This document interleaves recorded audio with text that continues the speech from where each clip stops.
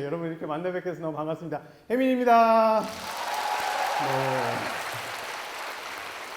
지금 이제 마음치유 콘서트 본격적으로 시작하겠는데요. 하기 직전에 제가 준비한 동영상이 있어요. 그래서 동영상을 보고 이제 제가 나와서 강연을 제대로 하도록 하겠습니다. 박수 한번 줘주세요.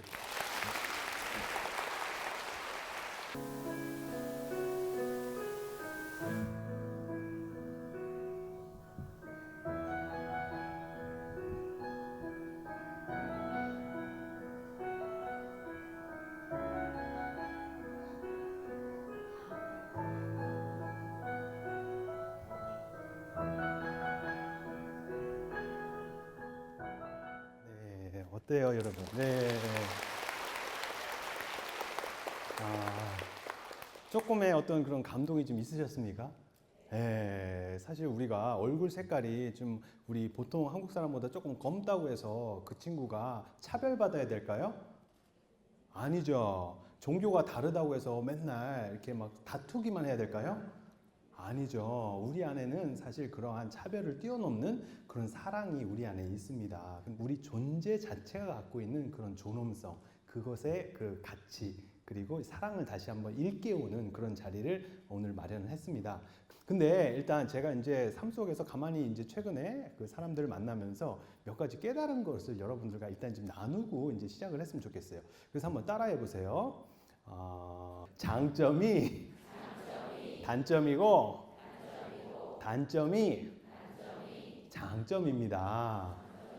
네, 이게 무슨 말이냐면 저 같은 경우는 되게 어렵어요. 자라면서 그 뭐지 단칸방 오랫동안 막 살고 그래가지고 햇볕도 안 들어오는 뭐 그런 방에서 막 살다 보니까 그런 것이 되게 어렸을 때는 창피했거든요. 남한테 얘기하기도 참 창피하고. 근데 그런 것을 이렇게 경험을 하고 하다 보니까 그것이 갖고 있는 장점도 눈에 보이더라고. 승려가 되면서 정말로 그 가난했던 게 고마운 생각이 뭐냐면 가난한 사람들의 마음을 알아요.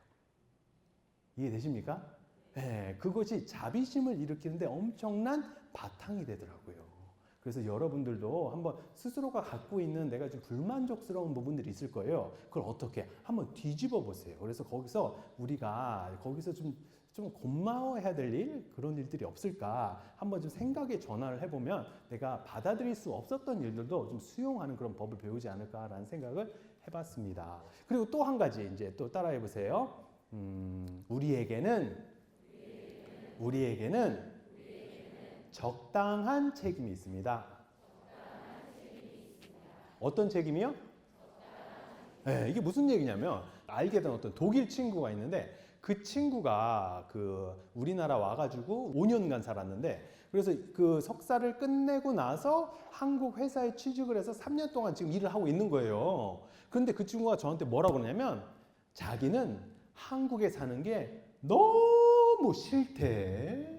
한국 그 문화가 특히 이제 사내 문화가 되게 서열 문화, 경직된 문화 그래서 자기의 아이디어 같은 것이 이렇게 위로 올라가지도 못하고 항상 그 저지당하고 그래서 너무 답답하다는 거예요. 아, 그러냐? 그런데 이 친구가 사실은 우리나라 오기 전에 일본에 가고 싶었어요. 그래서 한국말을 하나도 안 배웠지만 일본어를 예전에 독일에서 좀 공부하고 일본 음식 좋아하고 뭐 일본 만화 좋아하고 뭐 이런 거 되게 좋아하더라고. 그래서 제가 이랬어요. 뭐라고 그러냐면 야, 그러면 이제 우리나라 살지 말고 일본 가서 살아라. 그래서 제가 일본 좋으니까 자기가 그랬더니 걔가 뭐라는 줄 알아요? 사실은 내가 미국에 아니야 우리는 한국에서 석사를 끝난 다음에 2달 동안 일본 회사에 가서 인턴을 했거든. 그런데 깝깝하기가 한국보다 더 깝깝하더라 이러는 거예요. 일본이 더 답답하고 뭐 조직 문화는 뭐 더 말할 것도 없대요. 그래서 그 얘기를 딱 듣는 순간에 또 무슨 생각이 나냐면 얘가 어느 나라 출신이에요? 독일이 못 살아요? 잘 살아요? 그랬어요. 야, 그러면 한국도 별로고 일본도 별로면 독일 가서 살아라 이래서 제가 그랬더니 그 친구가 뭐라고 그러냐면 자기는 한국의 빨리빨리 문화에 이미 적응이 돼서 독일 가서 못 산다는 거야. 그래서 그 얘기를 가만히 들어보니까 이게 한국 문제예요? 일본 문제예요? 독일 문제예요? 아니면 그 친구의 문제예요? 그 친구의 문제예요. 맞죠? 예, 한국에서 살기로 누가 선택한 거예요? 본인이 선택했지. 근데 본인이 선택했는데도 마치 자기는 아무런 결정을 하지 않은 것처럼 그렇게 얘기하고 있어요. 그러면서 이런 것들이 다 누구 때문이다라고 얘기해요? 예, 다른 사람, 이렇게 남 때문에 그렇다라고 그래서 모든 그런 선택에 해놓고도 불구하고 자기 행동에 따른 결과의 책임을 본인은 절대로 지지 않으려고 하는 사람, 이런 사람을 심리학적으로 뭐라고 그러냐면, 따라해 보세요. 성격 장애. 예, 이런 사람 성격 장애라고 그래. 캐릭터 디스오더, 영어로. 예. 예. 근데 또 이 반대가 또 문제예요. 반대가. 이게 뭐냐면, 자기는 뭐예요? 모든 책임을 실제로 자기가 책임지지 않아야 되는 것도 다 뒤집어 써서 자기 책임이라고 하는 사람이 있어요. 다 내가 잘못했다고. 이런 사람들이 있어요. 사실 제가 좀 그런 성향이 조금 있었어요, 옛날에. 그래서 그게 뭐냐면은, 그 강연을 하다 보니까 어떤 때는 강연이 너무 잘 돼요. 그래서 야, 정말로 막 기분도 좋고, 근데 어느 때는 강연이 너무 안 되는 거예요. 그래서 강연자가 이렇게 얘기를 했는데 잘 반응도 없고 좀 되게 힘든 그런 순간이 있으면 제 스스로를 막 때렸어요. 아이고, 미국에서 7년 동안 학생들 가르쳤으면서 너 뭐 했냐? 막 이러면서. 그래가지고 막 그렇게 스스로를 때렸는데 어느 순간에 제가 깨달았어요. 뭘 깨달았냐면, 이 강연이 안 되는 게 모든 책임이 내 책임만은 아니더라고. 어디 가서 보니까 스피커 시스템이 일단 안 좋아. 그럼 제 목소리가 들려요, 안 들려요, 뒤에서? 안 들려요. 그리고 여기처럼 이렇게 조명도 좋고 막 이렇게 보기도 참 좋잖아요, 제 얼굴. 근데 어디 가니까 평평해. 뒤에서 보여요, 안 보여요? 안 보여. 그리고 질문을 받는데 질문이 아주 후져. 그 제 책임이에요? 아니잖아. 예. 근데 가만히 생각해 보니까 이게 내 잘못만은 아니더라고. 그런데 내 잘못이 아닌데도 불구하고 다 내 잘못이라고 뒤집어 쓰는 사람들이 있어요. 이것을 뭐라고 그러냐면, 따라해 보세요. 신경증. 네, 이거 신경증이에요. 뉴로시스. 그래서 자존감 낮고 항상 남이 나를 어떻게 생각하나 자꾸 생각하고, 자기가 원하는 것이 있는데 그것도 제대로 얘기 못하고 착한 병 걸려가지고 착하게 보이려고 막 노력하고, 이런 사람 있잖아요. 네, 요런 류예요, 이게. 그래서 요 두 가지가 있어요. 하나는 자기 책임이 아무것도 없고 다 남들 책임이고, 반대로 또 하나는 모든 게 다 내 책임이다 라고 이렇게 여기는, 이 둘 다가 뭐다? 문제예요. 그래서 따라해 보세요. 우리에게는 적당한 책임이 있습니다. 이해되시죠? 네, 그래서 혹시라도 내가 이 둘 중에 나도 모르게 책임을 안 지려고 그러는 것이 아닌지, 아니면 반대로 내 책임이 없는데도 불구하고 나 때문에 다 문제라고 스스로를 이렇게 힘들게 하는 것이 아닌지를 한번 살펴봤으면 좋겠다. 한번 박수 한번 쳐주세요. 네, 그러면 지금부터 이제 주거니 받거니 이제 그 즉석에서 한번 질문을 받아보겠는데요. 내 삶 속에서 이런 고민이 있습니다. 그래서 혜미스님하고 이 고민을 나눠봤으면 좋겠습니다 하는 것이 있으면은 얘기해 주시면 좋겠어요. 그런 것 같아요. 뭐냐면은 그 사실 우리가 이렇게 감정 조절이 좀 잘 안 되는 시기가 있어요. 그렇죠? 예, 누구나 그런 시기가 있는데, 그것은 뭐냐면 내가 이제 그 어떤 다른 사람들의 그 어려워하는, 힘들어하는, 불편해하는 감정이 왔을 때 그것을 견뎌낼 수 있는 총량이 정해져 있어요, 사람은. 근데 그거 넘어서는 순간들이 있거든요. 그런 상황이 자꾸 이렇게 올라오는 거예요, 이럴 때 이제 가장 중요한 게 우리가 할 수 있는 것이, 따라해 보세요. 숨으로 돌아오자. 숨으로 돌아오세요. 그게 무슨 말이냐면, 우리의 마음의 상태하고 숨하고 어때요? 딱 붙어 있어요, 이 두 개가. 그래서 내가 마음이 되게 불안하면 숨을 어떻게 쉬어요? 불안하게 쉬어요. 이해되시죠? 근데 반대로 숨을 편안하게 쉬면 어때요? 마음도 역시 편안해집니다. 이 두 개가 붙어 있어요. 딱 붙어 있습니다. 그래서 내가 마음을 컨트롤할 수 없으면 뭘 컨트롤하면 돼요? 숨을 컨트롤하면 돼요. 그래서 숨 자체가 주는 아주 편안함이 있어요. 그래서 내가 특별히 뭘 하지 않아도 숨 자체가 주는 있는 편안함을 한번 느껴보시겠어요? 눈을 감고 하나, 둘, 셋.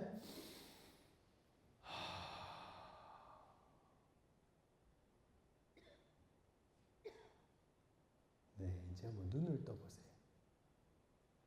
사람과의 그 관계 속에서 일어나는 그런 스트레스, 몸으로 다시 돌아와서 숨, 그 다음에 운동, 그리고 나 혼자만의 어떤 그런 시간을 따로 가지셔서 그런 관계 속에서의 그 정화 작용을 할 수 있는 그 고요함을 좀 되찾으시길 바라겠습니다. 저분을 위해서 박수 한번 쳐주세요. 네.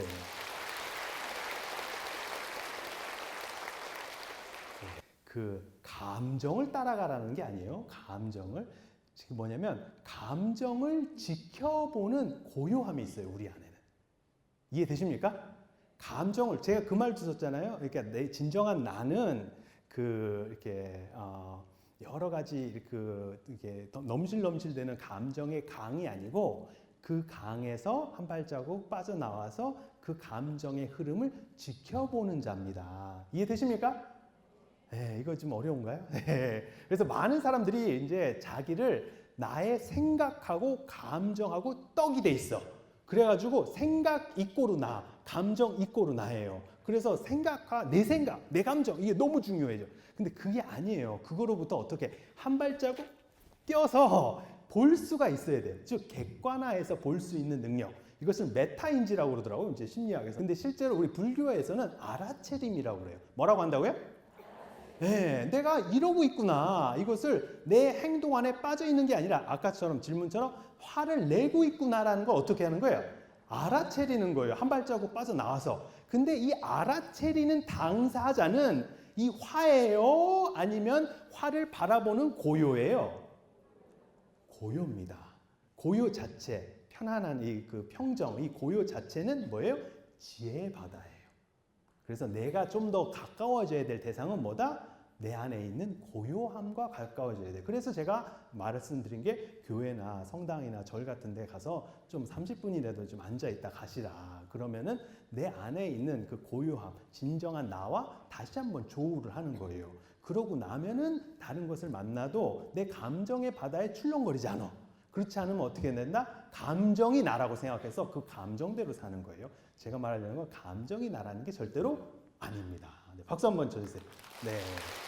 그래서 제가 이제 한 가지 질문을 이제 준비한 게 있어요. 그래서 이걸 한번 보시고 여러분들과 함께 하고 싶은 것이 있어요. 그래서 한번 같이 읽어주시길 바라겠습니다. 한번 질문 띄워주세요. 하나, 둘, 셋. 스님, 나를 사랑한다는 것이 무엇입니까? 네, 이게 정말로 그 중요한 질문 같아요. 근데 참 희한한 게 뭐냐면 나를 사랑하려고 그러니까 아니 내가 여기 있는데 내가 또 너 어떻게 또 나를 사랑을 해? 이렇게 좀 힘들어 하시는 분들이 있어요. 맞죠? 아닌가요? 나를 도대체 어떻게 더 사랑하나? 난 여기 있는데 내가 여기 있는데 내가 뒤에 하나 더 있어서 나를 이렇게 사랑하나?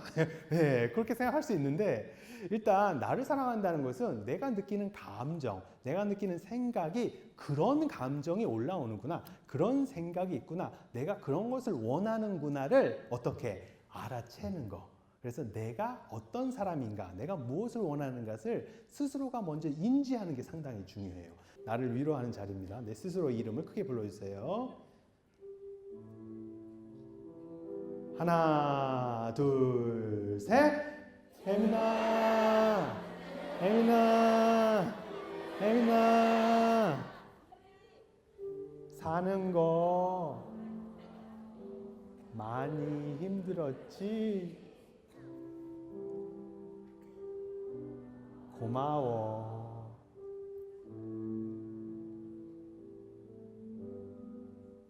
이제 제가 너무너무 좋아하는 아카펠라 그룹 그 솔리스트를 모시는데요. 음악으로 또 우리 마음을 치유해 주실 거예요. 그래서 우리 국내 최고의 솔리스트 한번 그 아카펠라 그룹 이 자리에 모시도록 하겠습니다. 박수 한번 쳐주세요.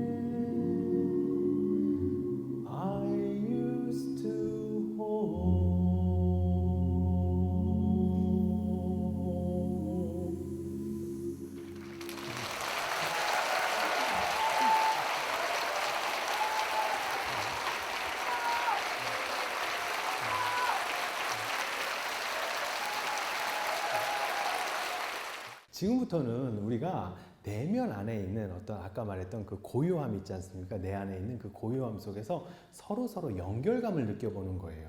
따라해 보세요. 행복은 연결감에서 옵니다. 내가 모르는 어떤 그런 위대한 무언가가 서로를 다 나만 살리는 게 아니라 온 우주를 내 안에 들어왔던 숨이 다 어때요? 나가서 또 다른 사람 몸에 들어가고 그래서 서로 다 연결되어 있는 존재. 그 모습을 다시 한번 이렇게 한번 확인해 보는 그런 경험을 하겠습니다.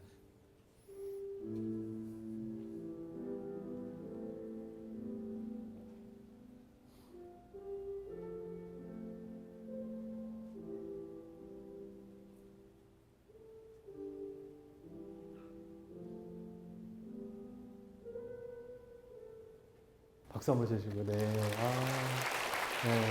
눈동자를 보게 되면 이제 주로 많은 그 반응들이 첫 번째가 뭐냐면, 내가 오랫동안 우리 그 남편, 아내를 같이 이렇게 살았지만, 아니면 아니면 내 엄마를 같이 이렇게 있었지만, 눈동자를 바라본 적이 없었구나 하는 그런 깨달음이 첫 번째 있을 수 있어요. 그 다음에 두 번째는 뭐냐면, 지금까지 나는 내 입장에서만 항상 생각을 했는데, 마치 이렇게 그 상대방의 눈동자를 보니까 이 사람은 또 얼마나 힘들었을까라는 또 마음이 또 그때서 이렇게 올라올 수도 있어요. 맞죠? 네, 그래서 지금부터는 한번 같이 오신 친한 친구도 좋고 부모님이라도 좋고 아니면 남편이라도 좋고 아니면 애인이라도 좋습니다. 그 사람의 눈동자를 좀 바라보는 시간을 갖도록 하겠습니다.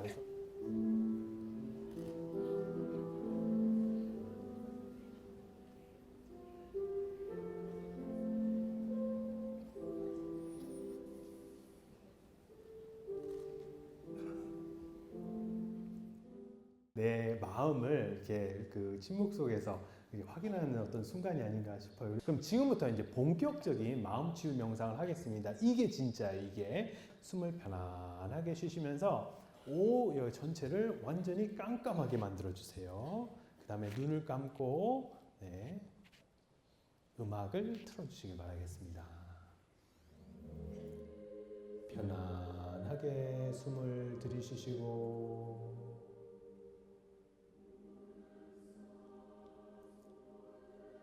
편안한 숨이 우리 몸 밖으로 나갑니다. 네, 손을 그대로 잡으신 채로 신호흡만 3번 크게 하겠습니다. 하나, 둘, 셋. 다시 한번 하나, 둘, 셋. 마지막으로 하나, 둘, 셋. 마음이 조금 어떻게 좀 치유가 되셨습니까? 네, 지금 여러분들이 하셨던 이 명상법을 우리 생활 속에서 하면 정말로 좋습니다. 그게 뭐냐면 지나가다가 조금 몸이 좀 불편하신 어르신이 지나가면 저분이 어떻게 건강해지시기를 아셨죠? 네, 지나가다가 좀 불행해 보이는 어떤 꼬마가 지나가면 저 꼬마가 어떻게 행복해지시기를 아셨죠? 이러면은 희한하게 누구의 마음이 행복해진다? 내 마음이 행복해지는 거예요. 그래서 연결감을 느끼면서 우리는 그 안에서 마음이 다시 온전해진다. 그래서 여러분들 그 경험을 꼭 하시기를 바라겠습니다. 박수 한번 쳐주시고요. 네. 오늘 여러분들 다 같이 이제 하늘로 정리하겠습니다. 양손을 하늘로 쭉 뻗으시고 내가 나를 아껴주기 시작하면 나에게 먼저 친절하기 시작하면 세상도 나를 아껴주기 시작합니다. 나도 세상한테 친절할 수 있습니다. 스스로를 먼저 아껴주시고 스스로에게 먼저 친절한 여러분들이 되시길 바라겠습니다. 혜민이었습니다. 감사합니다. 마음치유 콘서트 와주신 여러분들께 너무 감사하고 마음을 이렇게 열고 이렇게 하나가 되는 그러한 그 연결감을 느낄 수 있었던 아주 뜻깊은 시간이었던 것 같습니다. 네, 고맙습니다.